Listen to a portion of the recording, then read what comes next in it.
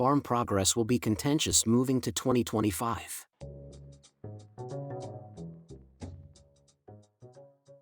Stakeholders and analysts say President Bongbong Marcos's second State of the Nation address or SONA indicated his commitment to the Bangsamoro peace process.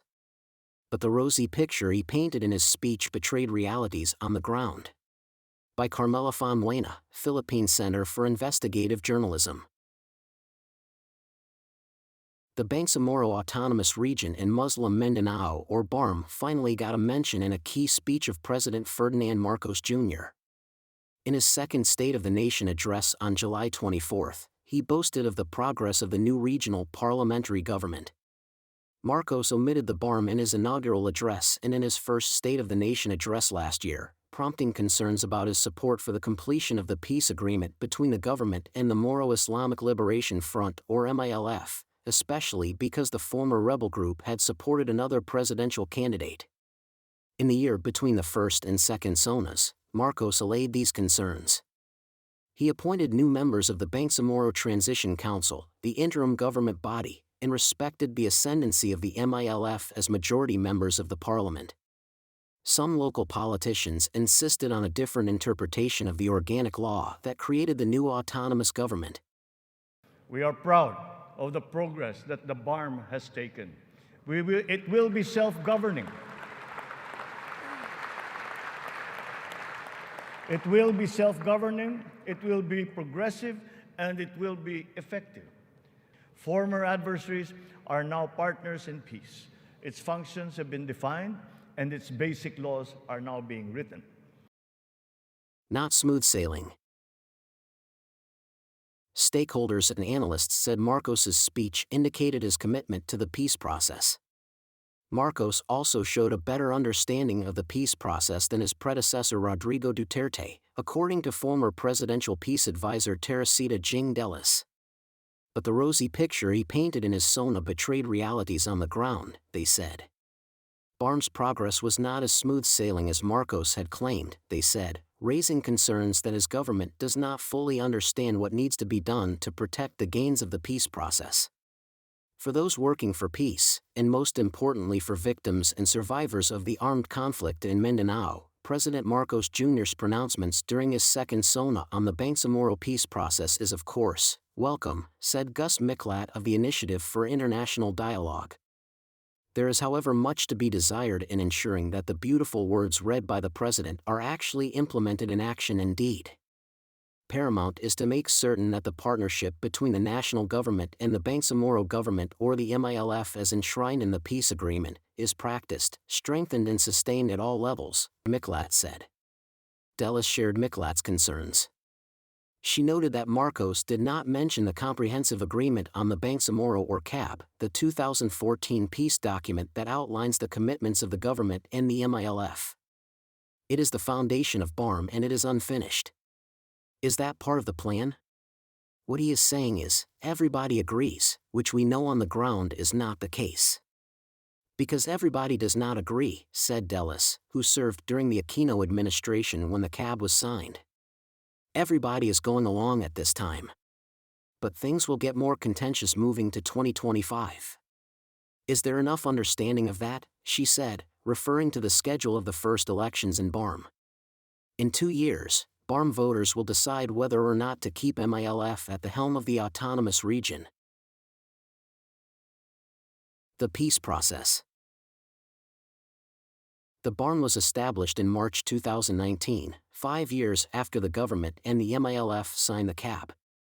The political settlement saw the former rebels give up their bid for independence and agree to decommission 40,000 combatants and transition them to civilian lives, a process that is still underway.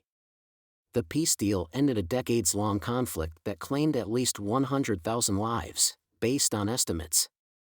In exchange, BARMM was created to obtain wider access to funds and resources. Unlike its precursor BARMM, which had to request and defend its budget from Congress annually, BARMM now gets an automatic allocation. It also has a bigger share of the national resources located within its jurisdiction. Key MILF leaders were appointed to lead BARMM during its transition period, empowered to craft the codes that would govern its proceedings. The transition period is expected to end in 2025, when the BARMM is scheduled to hold its first-ever elections following a 3-year postponement approved by Congress amid the COVID-19 pandemic. The government and the MILF should have completed by then all their commitments in the cap.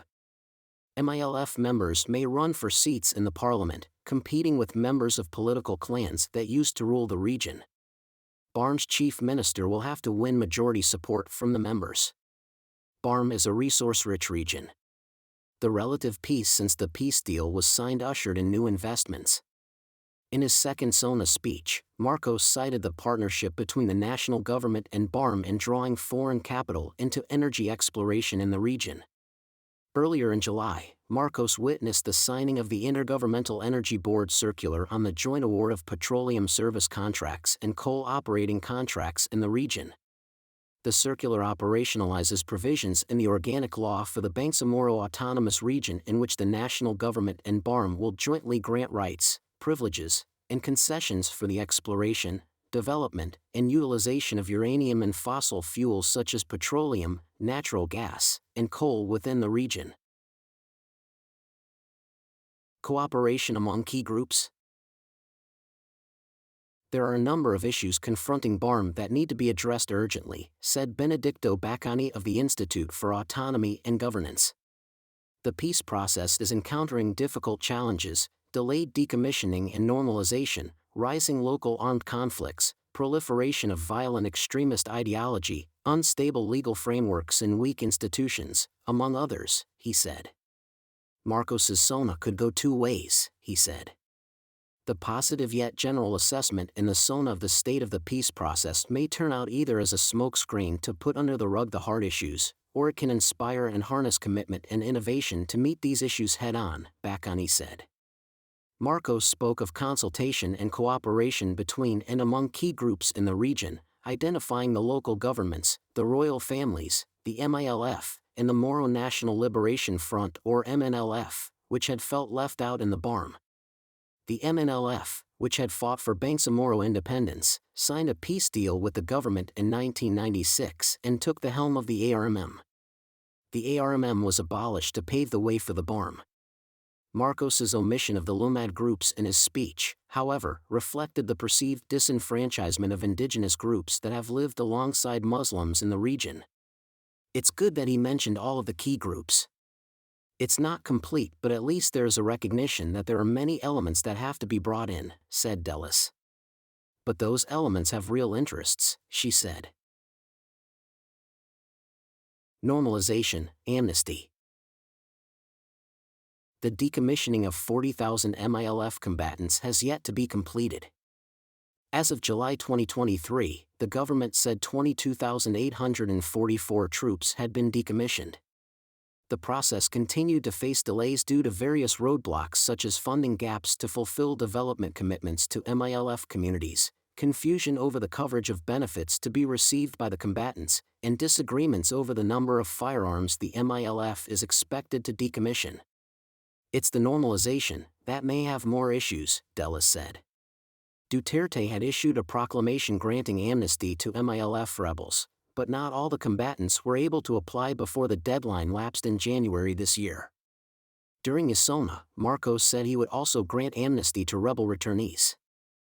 We have incorporated capacity building and social protection into our reintegration programs to guarantee full decommissioning of former combatants.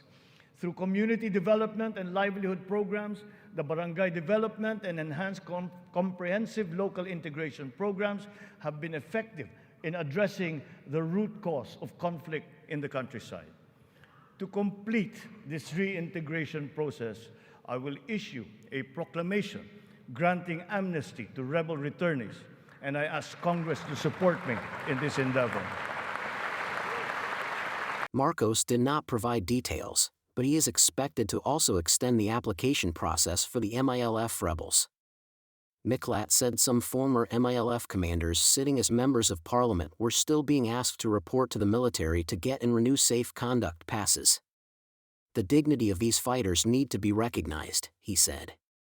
The decommissioning process was also supposed to include other armed groups: Abu Sayyaf Group, the Bangsamoro Islamic Freedom Fighters, and private armed groups, in order to rid the region of loose firearms. The stalled decommissioning of the MILF Mujahideens can proceed in earnest only if the national government in partnership with the former are able to dismantle heavily armed private groups linked to traditional political clans and leaders, a provision that is also part of the agreement, Miklat said. International Showcase. Marcos has made the peace process in the BARMM as the country's showcase to the international community, even mentioning it as part of the country's bid to be a part again of the United Nations Security Council. He said in a speech before the United Nations General Assembly in September 2022, "My country's experiences in building peace and forging new paths of cooperation can enrich the work of the Security Council.